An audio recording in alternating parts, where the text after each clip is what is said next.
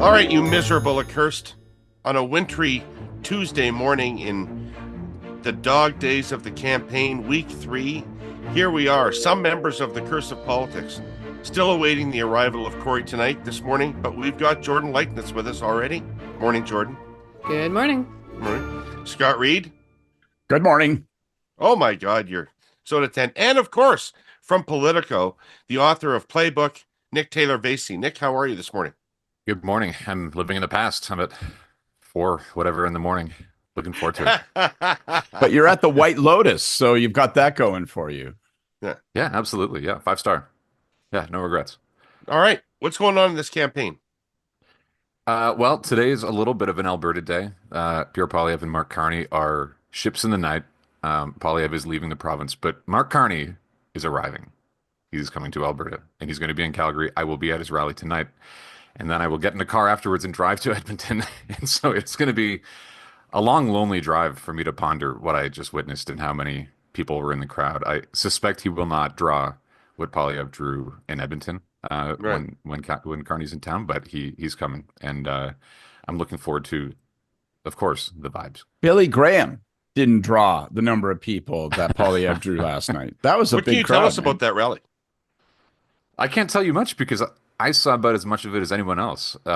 Not being in Edmonton, I couldn't get in. And the CPAC had transmission issues, and people were reporting all kinds of cell service going down, which I think we've all experienced when we're in a big crowd. And so it all I saw were a couple of clips, but and then they're reporting on it. But mostly it was just photos from the room, and I think that's a pretty common experience. Right. What are we expecting from Danielle Smith today with Carney in Alberta?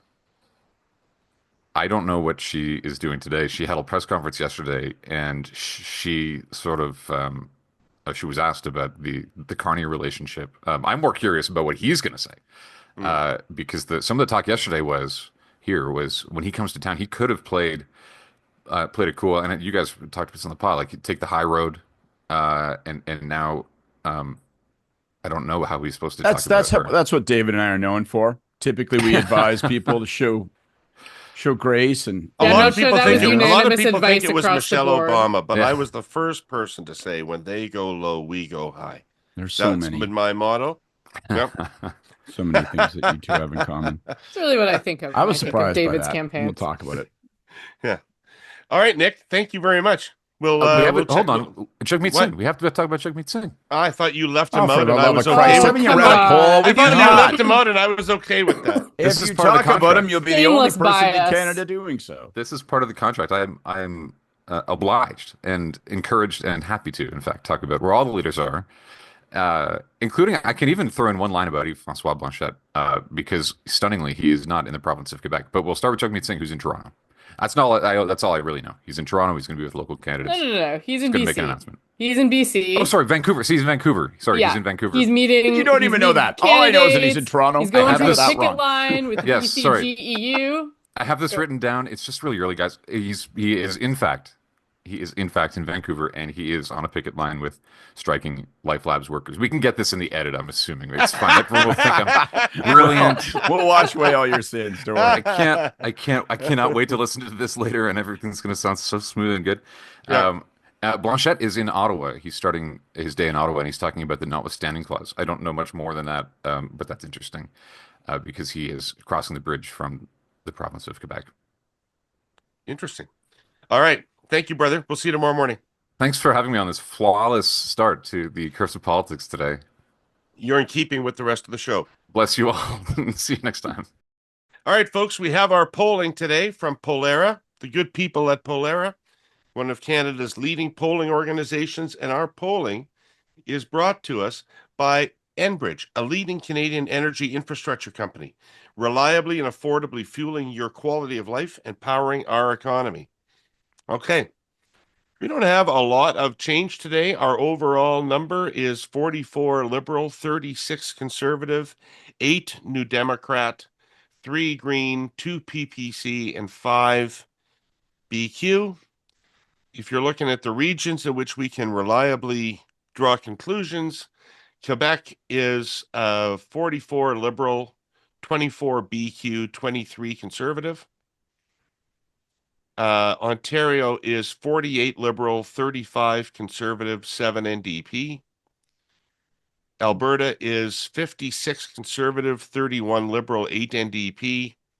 And BC is 40 Liberal, 40 Conservative, 15 NDP. All right. All right. So I guess we should start with the Poilievre Harper rally last night. And so they had an event in Edmonton. Sounds like it was enormous. Estimates of 11, 12,000 people in attendance. As I was saying before the show, that would be the biggest rally I'm aware of since the 1970s, when the Liberals would try to pack Maple Leaf Gardens with for Pierre Trudeau. So an enormous, massive event, and they had Stephen Harper do the introduction. And let's start with that, because I was curious about that, and I asked you all about that yesterday.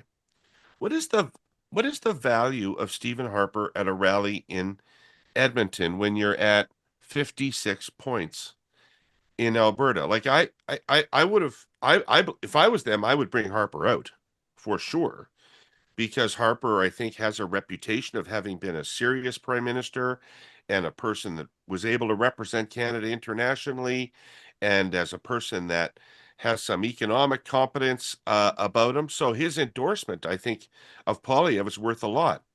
Just wondering why you wouldn't do it in Ontario, where Harper was able to assemble a 905 vote that allowed him to win enough seats to win a majority government. In Ontario, that's the place they're having a problem. I would have thought that bringing Harper out as a reassuring endorser at a Canadian club speech in Toronto would have been the thing I would do. I think the coverage goes everywhere, though. I think So we're old, David. I think it's kind of like if you have Harper, and I agree with you, I think actually he brings a lot of value to their campaign. I think it's kind of nicely timed at a moment where maybe there's a little firming up of their vote. He's a bridge to a coalition in the past that worked for them and that was a little broader, wasn't just about angry populist votes. The only thing I would say about it being in Edmonton is just time zone, so that there's a chunk of people in the center of the country who don't see it immediately, but most people consume their news and they get, their impressions, on their phone and through the internet and the data there, and through the rain clouds of electricity. And I just think that it, to a certain degree, where you deploy him is kind of old think. I think he does like also two things, right? So, and you talked about one of them, David. So that's sort of borrowing the mantle of a slightly more mainstream version of conservative leadership that people view inherently as prime ministerial. And I will never stop talking about the post prime ministerial career that Harper has made of his own legacy. It's like fascinating, but he really has taken that position, particularly since retiring from politics. But the other thing, of course, is that he can go out and talk about Carney. He can go out and talk about Carney's economic credentials. He can talk about Carney during the economic crisis and take some shots at him that are maybe a little bit more credible than what we're hearing from Pierre Poilievre, and also not in Pierre Poilievre's voice. So like last night, you heard him talking about Carney taking credit for the recovery during the economic crisis and that not being the case. Of course, it's like a little bit awkward because he hasn't really answered questions about whether he also attempted to recruit Carney as finance minister, but that would maybe require a different type of media access around that campaign. Kory, what do you think Harper's intervention last night brings to the campaign? I think some credibility around the economy and economic management that Carney's really owning right now. I think that's probably the biggest thing. I'm not sure he reaches, a ton in terms of percentage of support beyond where Poilievre is right now. Like, I think that's, kind of core of the party levels were similar, but, I think that's maybe a little misleading because the foundation of Harper's electoral coalition was people who are 55 plus. Now, those people are, in their 80s now, but some of them, but some, hey, back up. but they're, hey, look, I used to have brown hair, when I worked for him. As you can see, that's changed. Uh, Poilievre's coalition is much younger, and they're probably more unaware of that. So yeah, I think it's reaching into Carney's electoral coalition for older voters who are more economically focused, who remember Harper fondly and probably voted for him two, if not three times. And so I think that's very helpful for him, irrespective of what time zone or what province it's in. I think that I agree that does matter less um, than it used to. So yeah, look, I think it was really smart. It was a smart play for him. As to why they did it there, though, like I suspect that's probably, as we've seen, like why were they on Vancouver Island, when they should have been in Ontario? Well, when we plan these mega rallies, you can't just pick up and move around like you would if you're just, shuffling events at Right. an auto parts facility or a farm equipment place or whatever. That you can change on a dime. You can't change 11,000 person rally on a dime. That's locked in. And so you do it where you can do it. And the trade-off there is one comes with a long lead up time. And so if you want to bring him out now, and this is where you are, and this is where the big rally is, that's where you're doing it, and that's how you're doing it. Right. He didn't really succeed, though, in changing the focus of the story onto their approach to Trump. It was a magnification and amplification of the normal messaging, correct, Jordan? Yeah, I mean, I don't think that they're trying to change the story onto Trump. I mean, the approach and the pivot, as much as it's been one, has been to add some content that Right. is anti-Trump, and then to continue with this tone that we've seen from Poilievre attacking Carney. And you saw it yesterday, not just in the rally, but in Poilievre's announcement. So he's added a line about Trump being the one to blame. So, for example, yesterday for the market turmoil Yeah. that is really alarming to a lot of any Well, Canadian if who's I could got an just interrupt you, Jordan, and RRSP, right? I know I get shit for interrupting you, but I mean, like on the on the national news last night, the election is like the third item. Yeah. Like the Trump chaos is the news right now, Well, and for right? sure, because this is something that it's not just a question of are you in a sector that's being impacted by tariffs. Like every Canadian pretty much has some savings that are going to be impacted by this market turmoil. So now this is something that's impacting everybody. And I think that that's likely to the Liberals' advantage because it's driving home all of the ways that Trump can reach into Canada and cause chaos, even when it's not specifically about us, necessarily or a particular set of tariffs. So, yeah, I mean, I was struck yesterday that they appear to have executed as much of a pivot when it comes to Trump as they're willing to do, and it is very minimal. It is Right. very minimal. Well, Kory, is the Trump? Go ahead, Scott. Go ahead. I was going to say, I think we may be understating what they're up to. I think they're doing a much more effective job of rebounding off of Trump in this past handful of days. And so, and they have, and it was on display last night, they have a thesis that they're arguing now, right? And so they rebound off of Trump and say there is chaos and it's anxiety inducing and it's going to cause you to think about cost of living and the security of your job. And then their thesis is Trump's responsible for this moment, but Canada's vulnerability, its underlying vulnerability to this crisis, was created by a decade of Liberal management. And if you want change from that, you need to vote for change. And I think they're doing a better job of pulling that all together. The thing that they continue to do, as Jordan says, is have Pierre Poilievre continue to be his own attack dog, which I will go to my grave thinking is a mistake, even if they roar back and win a majority government. I just think it is the worst possible version of him to put in front of people. But I think we may be underestimating how they find tuned their approach to Trump, their relationship to this Trump set of issues, I think they've got something that's a little more resonant. And Harper was echoing that as well. Even as he kind of took a passing glance at Carney, but he didn't do the Carney is a liar. He didn't do that whole bullshit run. Okay, so we're exasperated. That's what's known as a euphemism. Last week was vexing. So was the week before, and the one before that. Canadians are using plenty of other terms, most of them emotional and not very euphemistic at all. Our sponsor, CN, feels your pain. Certainly no euphemism there. The railway's business model is free, unshackled trade. It literally connects American and Canadian markets.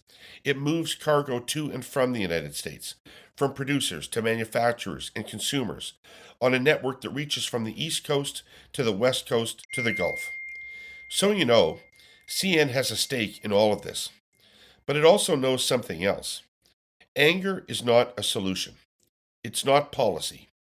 As we consider our response to U.S. tariffs, we need to be clear-eyed about the position in which we find ourselves. Canada has things the American market cannot do without. The U.S. needs Canadian uranium to power its commercial reactors for electricity. Almost all the potash that fertilizes American crops comes from Canada. So does most of the heavy crude oil American refineries need. Most vehicles sold in America contain Canadian parts. In other words, we have cards, so to speak. But we could also do with a little self-help. Canada needs to become more competitive and more productive. No serious economist would disagree. CN suggests that policymakers and captains of industry and labor use this moment. Seize on it. We need to make Canada more investment friendly. We need regulatory systems that are more nimble, a tax regime that is more competitive. And yes, diversify our trade with other nations. Change our trajectory, in other words. It can be done, but we will only reach our potential by doing it together.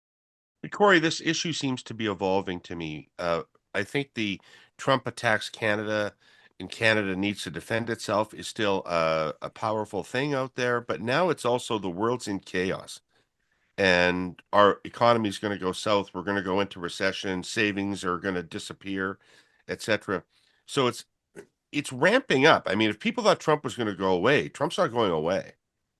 No, it's getting worse. Well, what would I say about these things? I would say, I listened, by the way, during my long sojourn home to the podcast yesterday.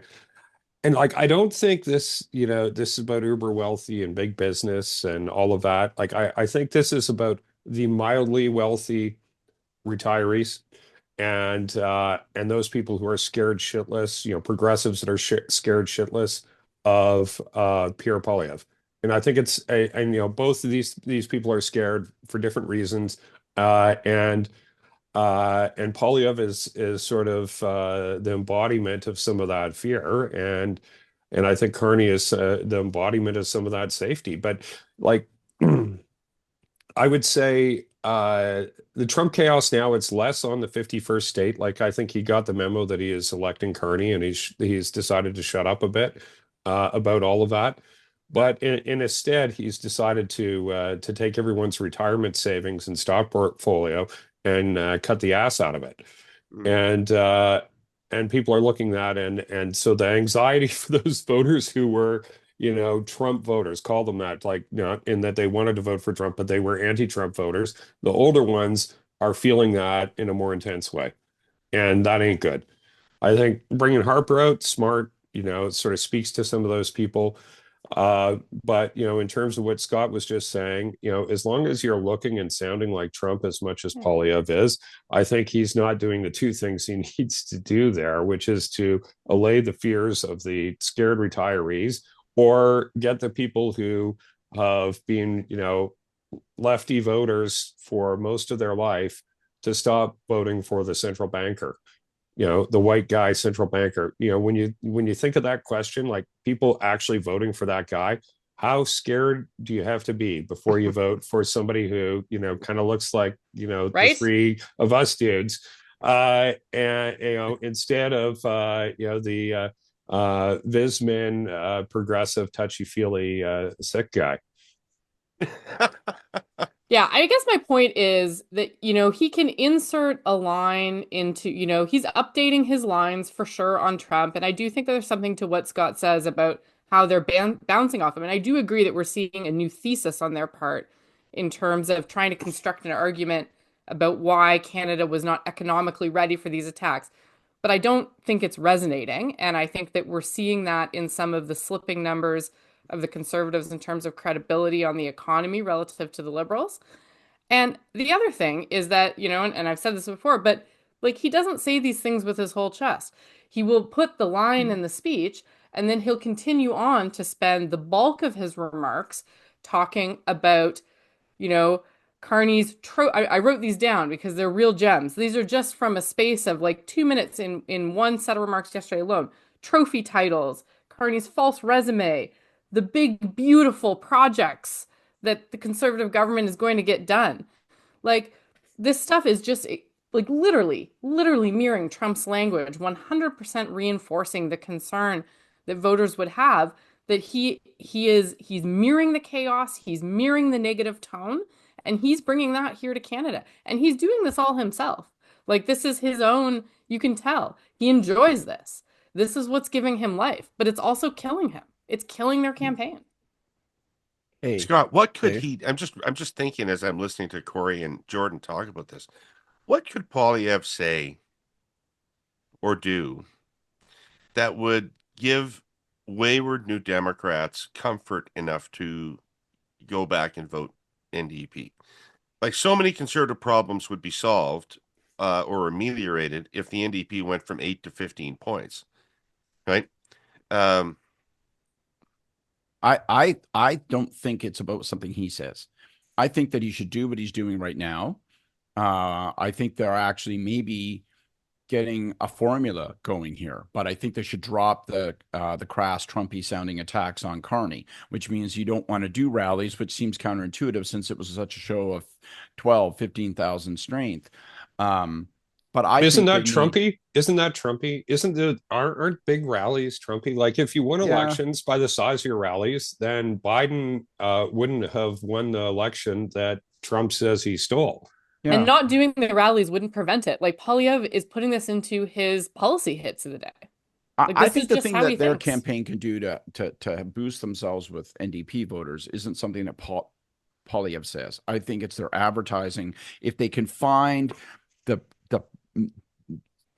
threaded needle attack on Carney, not this sort of course like he's a liar stuff, but something that really resonates and that makes NDP voters go, I can't trust this banker dude, then that maybe gives them some second doubts, allows them to sort of drift back to the NDP.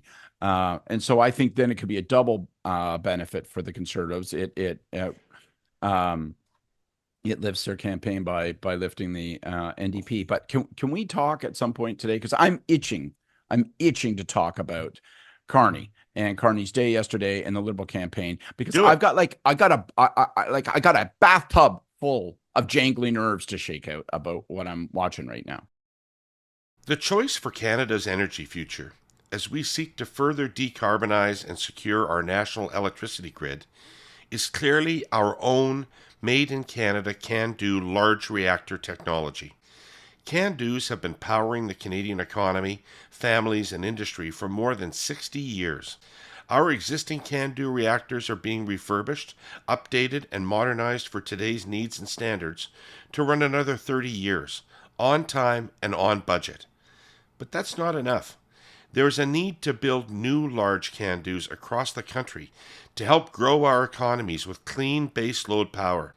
The Conference Board of Canada will tell you the economic stimulus of that investment will be well worth it. CANDOs use natural uranium fuel, mined and prepared right here at home. No imported enriched fuel needed. That means Trump tariff-proof energy security and reliability. Can-dos also provide vast quantities of life-saving medical isotopes used in hospitals right across the country. Can-dos are more than 90% Canadian, built and run with great-paying union jobs. And credit where credit is due. The province of Ontario and OPG have made the necessary investments in small modular reactors. These will be needed in more remote locations in the future. But it doesn't stop there. Today, the next generation large reactors are being planned for investment in many parts of the country, starting in Ontario. Can-Do Energy and their employees are proud to be leading that effort. Can-Dos, designed by Canadians, built by Canadians, for the benefit of Canadians. Let's power through. Okay, so I didn't like yesterday. I really didn't like their approach on, and we talked about what he should and shouldn't say with respect to Danielle Smith, and it isn't just because they didn't take our advice. I got two objections to it. One, I thought it was a bad look for him to take a pot shot at Smith in the way that he did. It just set her up to look like, my God, I'm the victim, and she came back with a response, and I thought her response was sharper than his attack. So I didn't like it as a matter of strategic approach. Second, it was half-assed. It wasn't an actual done jibe that makes strategic sense, that delivers some kind of inherent critique that unlocks voters or reinforces voters. It was just a drive-by sort of throwaway joke that wasn't a joke. And so to me, like, if you're going to do it, do it. If you're not going to do it, don't do it. But it was kind of half-assed. And I got, like, to me, you have to win the dull days. We're in the dull days, and you have to win them. And I know there was a GIS announcement, and that kind of connects to people's savings and stuff. But to me, I don't see the Liberals right now. Like, we had a campaign where Trump was attacking Canada, and therefore Carney was leading the attack on behalf of the Maple Leaf and all the people assembled behind it. Now it's Trump is risking a global recession. And I don't see them I don't see Carney and the campaign plugging into that with exactly the same finesse. It felt like we're sort of moving into regular kind of campaign days with campaign announcements. And the candidate Carney, as we've talked about, isn't as strong as the Prime Minister Carney, as we talked about. And tonight they're doing a rally in Calgary, which won't be as big as Poilievre's, which will be one rough measure that people will use.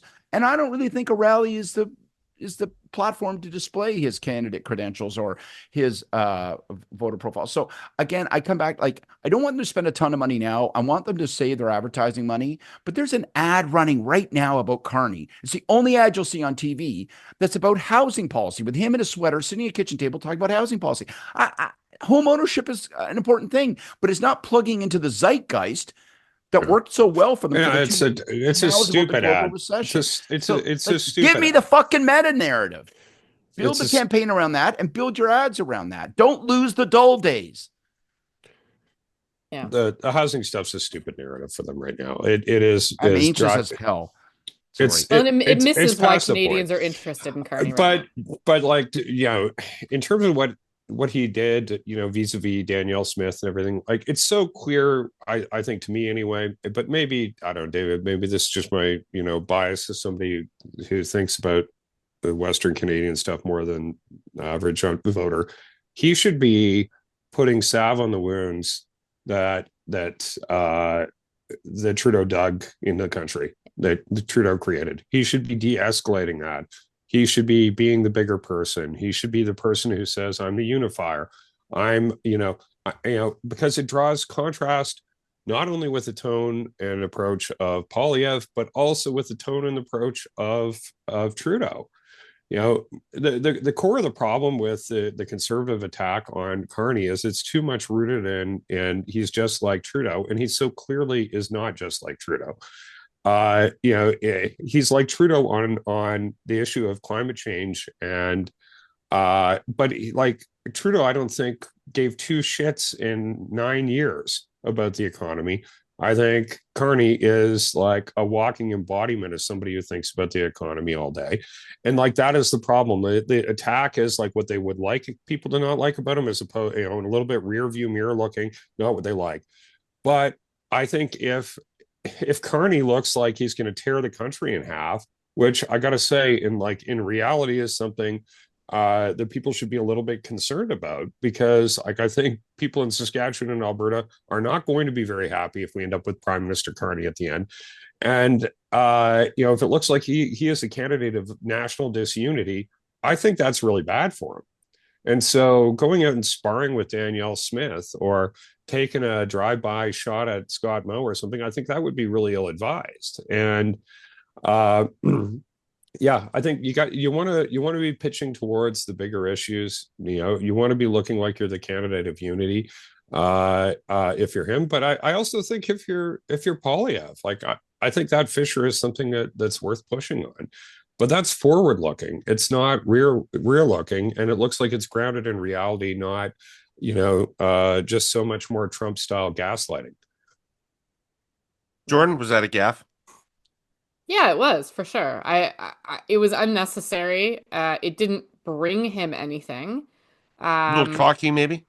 Absolutely. And this Yep. is what I was gonna say, is it's the arrogance, it's the overconfidence that will get you in the end. And this is, if I were on that And campaign, Manny, that a is little bit 20 Manny. points, I 20 overtalked points him. down, 20 was points down worrying. for 2 years, 10 points up for 2 weeks.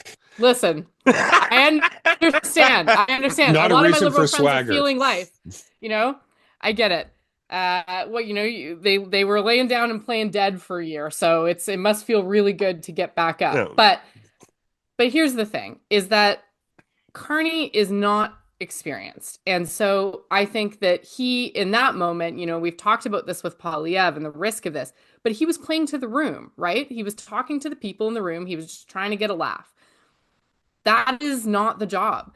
The offer that he's making Canadians is less drama, less division, steady hand. Like, on the weekend, he had a rally where some woman yelled out, "Lead us, Big Daddy." That is the vibe, That okay? was good. Like, Canadians want a finance daddy to just make it better, okay? And so anytime he's breaking that character, it's not going to I'm be to his advantage. And I just want to say, if the title of this episode is not Finance Daddy, that's a crime. big finance daddy. But yeah. The desire But, of me to say something that's inappropriate, even by I the know. standards of this podcast. Hold is it, Scott. so Hold that excruciating. thought. I Yeah, have a it few was as well. It was a but- mistake. Absolutely. Absolutely. All right, well, you know what? Let's bring it home. Oh yeah, let's bring it home. yeah. I'm bringing home tax cut. Bring it Big, home house. beautiful home, dog, and I'm bringing blessings home and wife. cursing. Yeah. Blessings or curses? Scott, you want to go ahead? Yeah, my blessing is for the Security Intelligence Threats to Elections Task Force, which jumped out yesterday, site. And they held a news conference yesterday in Ottawa that said, listen, our job is to interfere. Our job is to monitor the election for evidence of interference from foreign powers and actors. And indeed, they said, look, there's something going on here. China, WeChat, clearly trying to boost stuff. The amplification is evident. Whether it was like a critique of Carney or a glazing of Carney, it wasn't crystal clear. But whatever was going on, I'm just glad they're there. I'm glad they're calling this out. We haven't called this out in the past, and I don't think that it's going to affect how people approach the election. But we got to stand on guard for this stuff. So hats off to them for coming out. And that there's a whole truckload of people that go, oh, you fucking unelected bureaucrats telling us what we can and can't consume. No, they're telling you that you're being spoon-fed garbage by people who are trying to tamper with our democracy. All right. Thank you. Jordan. So I got a couple of curses today. I got lots. So the first is maybe building on something Scott said, and it's going out to the Carney campaign. I thought his day yesterday was not good. Also, the contrasted announcement with Polyev was weird. Going out and doing an environment announcement, and the day that Polyev's out doing a bunch of resource stuff. But I was also struck by a line in his remarks yesterday where he was talking about environmental measures and getting a little florid with the language and talking about how we do these things not because they're easy, but because they're right. And if that, coming from the guy who immediately cut the consumer carbon price because that was a hard policy, that same rationale has been used by the Liberals to undergird all of their most unpopular environmental policies, and it's wrapped in the exact kind of sanctimony that was lethal to Justin Trudeau. So I understand that, I'm sure the speechwriters on the campaign are feeling really good and wanting to turn Carney into a great orator. Like, don't. It's not helpful. That stuff runs counter to your narrative, and it reminds people of the things that they don't like about Liberals.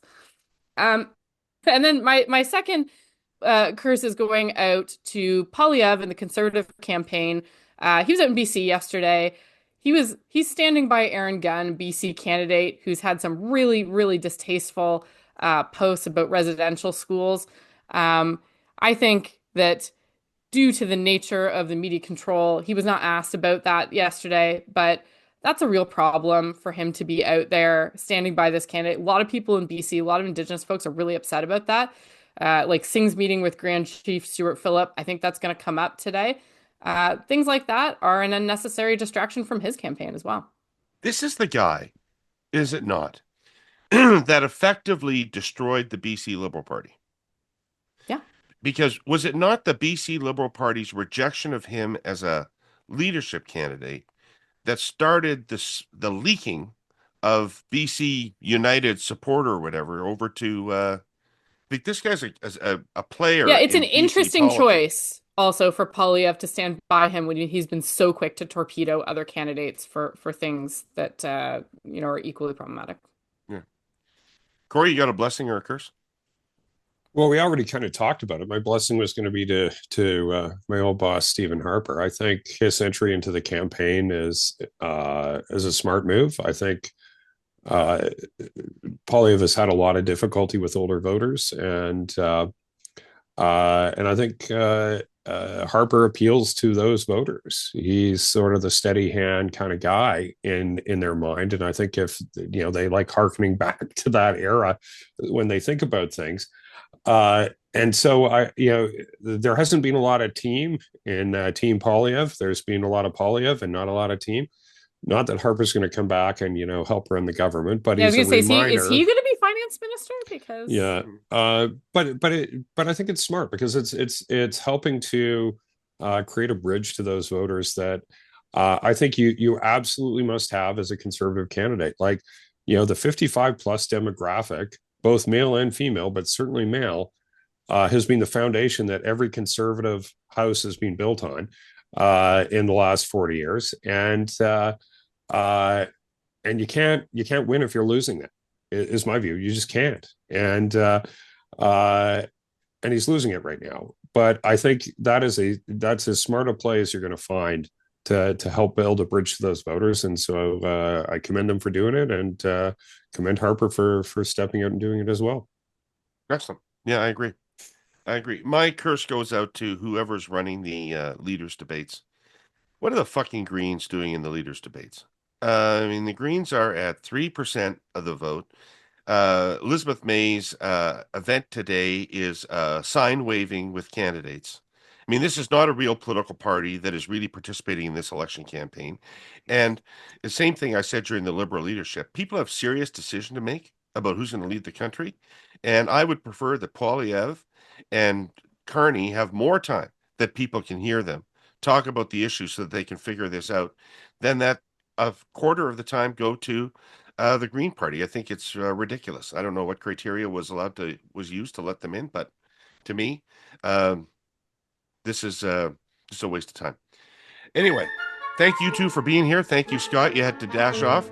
I want to thank our sponsors, CN, Can Do, and Enbridge.